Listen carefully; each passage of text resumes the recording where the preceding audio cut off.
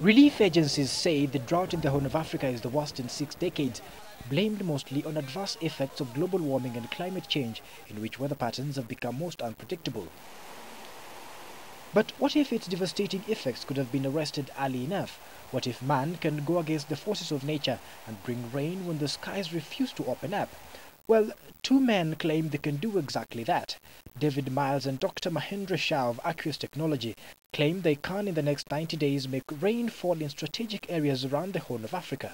Today, 90% of the world's rain falls back on the ocean. They say using electromagnetic technology, they can attract the clouds bearing this rain to arid areas, and they could do so just before the onset of short rains around 15th of October. The company says it uses ground-based servers to launch a signal at the targeted clouds and alter their paths to get them to where they're needed.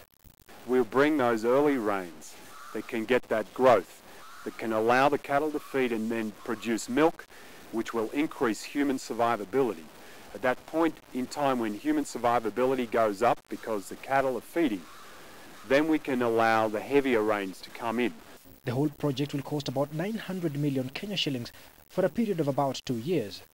But in a strongly worded statement, the weatherman says the technology is yet to be scientifically proven to be true, adding that the Kenya Meteorological Department was yet to buy into the idea of artificially induced rain, at least not using the techniques the Australian farm is fronting.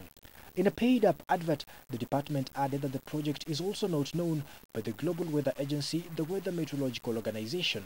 From here, we are now going to travel to the World Meteorological Organization in Geneva and present to them also the technology. The technology is very incremental, and you will only be taking small amounts from the oceanic rain. African countries currently using weather modification technology to increase rainfall are Mali, Burkina Faso, Morocco and South Africa, while outside Africa it's widely practiced in China, Israel, Thailand and Russia.